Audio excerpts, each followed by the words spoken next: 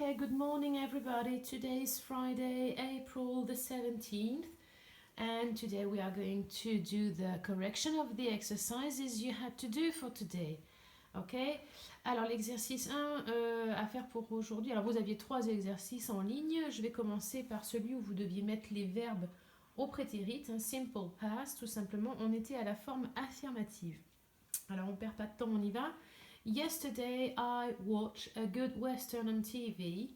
Watch est un verbe régulier, donc au prétérit, tout simplement watched. Okay? Number 2, last week we go to Oxford. Go is an irregular verb, so last week we went to Oxford. Okay? Number 3, last Monday they have a maths test. Okay? Have is irregular and it becomes had. So last Monday they had a maths test. Number 4, in July the Turners visit Burgundy.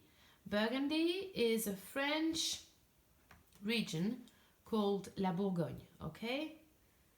Now, visit is a regular verb. So in July, the Turners visited. All right? Number 5, Rob's father cooked delicious chicken curry yesterday night. Okay, cook is a regular verb again. So Rob's father cooked delicious chicken curry yesterday night. And finally, number 6, Leonardo da Vinci paint Mona Lisa. Paint is a regular verb, so it becomes painted. Okay? So this is exercise 1. Voici l'exercice 1. Donc vous aviez quelques verbes irréguliers, des verbes réguliers. Donc il fallait tout mettre au prétérit. D'accord? Alors, le second exercice qui était à la forme négative. Oh. Ok. Alors en fait, vous aviez des phrases. Le verbe était déjà donné dans la phrase à la forme affirmative. Il fallait reprendre ce verbe à la forme négative ensuite, comme dans l'exemple. I spoke to Alice, but I didn't speak to Robert. Que votre verbe soit régulier ou irrégulier, la forme négative se construit avec didn't plus la base verbale. D'accord? Donc spoke, la base verbale c'est speak, donc ça nous donnera I didn't speak à la forme négative au prétérit. Alors allons-y pour la première. Ok, they swam on Saturday, but they on Sunday. So swam is the preterite form of swim. Okay, so they swam on Saturday, but they didn't swim. They didn't swim. Okay. Voilà ce qu'il fallait faire. Il fallait retrouver en fait dans la première partie de la phrase la base verbale du verbe qui était lui conjugué ici au prétérit et le reprendre après à la forme négative. Ok? I went to work on Monday, but so went is the preterite form of go, so I didn't go. Okay, negative form, I didn't go. I went, I didn't go. Next, he bought a new car. Okay, bought, preterite of buy, so he didn't buy. Okay, didn't buy. A second-hand car, c'est une voiture d'occasion, une seconde main. A second-hand car, une voiture de seconde main, une voiture d'occasion. Okay, next, she learned French in high school. So learned is the preterite form of learn. So she didn't learn. Okay, hold on a sec. Okay, she didn't learn French in primary school. We got up early this morning. We blah blah blah early yesterday. Okay, your verb is got up. Okay, got up is the preterite form of get up. Okay, so we didn't get up. We didn't get up early yesterday. Next, number 6, they did science at school. Ok, alors attention. Ici, did, ce n'est pas l'auxiliaire, c'est le verbe faire. Donc, ils ont fait des sciences à l'école. Ok. Et did a pour base verbale do. Donc, ça va faire bizarre. On va avoir dans la même phrase l'auxiliaire et le verbe. They did science at school, but they didn't do. Notez qu'à chaque fois, j'ai didn't et je mets la base verbale du verbe derrière. Votre verbe qui est ici déjà conjugué. Hop là, je mets la base verbale là, après didn't. Next, he slept well last night. Okay, slept is the preterite form of sleep, so he didn't sleep well the night before. I ate spaghetti for dinner. Ate, preterite of eat, but I didn't eat anything for lunch. Okay, I ate spaghetti for dinner, but I didn't eat anything for lunch. You saw Helen, but you blah blah blah Celia. You saw, so is the preterite form of see. Okay, so you didn't see Celia. And finally, number 10, they lived. Tiens, voilà, c'est le premier verbe régulier de l'exercice. They lived in Fairfield. They blah blah blah in Cabramatta. So they didn't. Et la base verbale de lived, eh bien tout simplement c'est live. On y est. They didn't live. Ok, voilà ce qu'il fallait faire. Ok, retrouver la base verbale qui correspondait à chacun des verbes déjà conjugués ici au prétérit. Et puis la mettre après la forme négative didn't. D'accord? Quel que soit le sujet.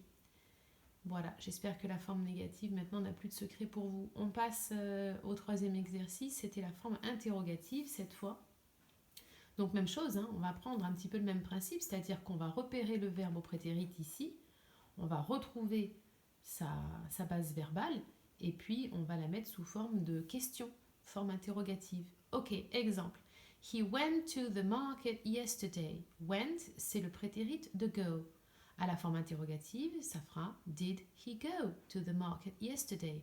Donc, je dois toujours mettre did, mon sujet, qui est déjà dans la phrase précédente, et ma base verbale. La base verbale de ce verbe-là. D'accord? Donc déjà, je sais que toutes mes phrases vont commencer par did. Ça, c'est une chose. Hop. Ok. Allez, on y va. They saw the movie last week, so did, mon sujet, they, et la base verbale de saw, c'est see. On est d'accord? Voilà ce qu'il fallait faire. Ok, number 2, Anna wrote him a letter. Ok, alors on sait qu'on commence toujours par did. Did, Anna, mon sujet, et wrote, et le prétérit, le write. Did Anna write a letter? Oh, sorry, him a letter. George and Ilsa had dinner at the Maya restaurant on Friday. So, déjà, je sais que je commence ma question par did. Mon sujet, c'est George and Ilsa. Alors, je peux très bien le remplacer par they, hein, mais je vais le laisser comme ça. Sorry. Did George and, sorry, and Ilsa. Ok. Et ici, il me faut la base verbale de had. Donc, ça te donnera have.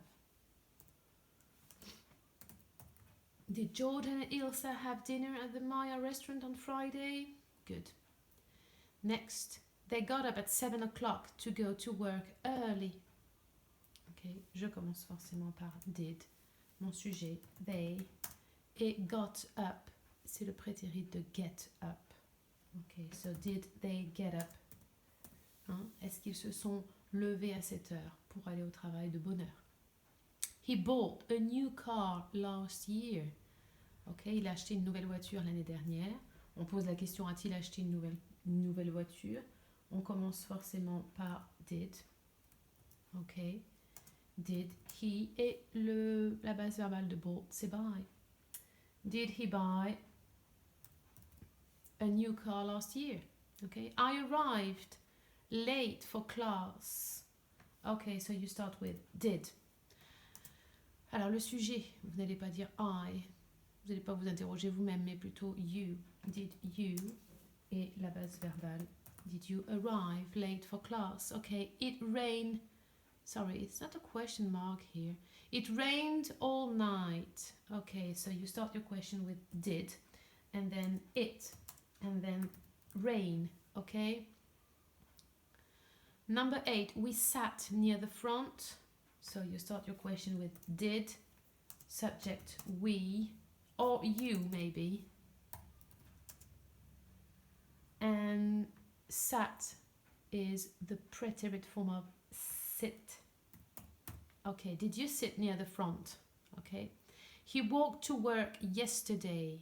So question, you start with did, he, and walked is the preterite form of walk. Did he walk to work yesterday? She spoke to him about that. Okay, question. So did, she, and spoke is the preterite form of speak. Did she speak to him about that? Okay. Voilà ce qu'il fallait faire. Donc on est vraiment sur un exercice très répétitif, mais qui vous permet, j'espère, de bien acquérir la construction de la forme interrogative au prétérit. Donc did, sujet, base verbale. Voilà ce qu'il fallait faire dans l'exercice 3. Ok, j'espère que tout est clair pour vous.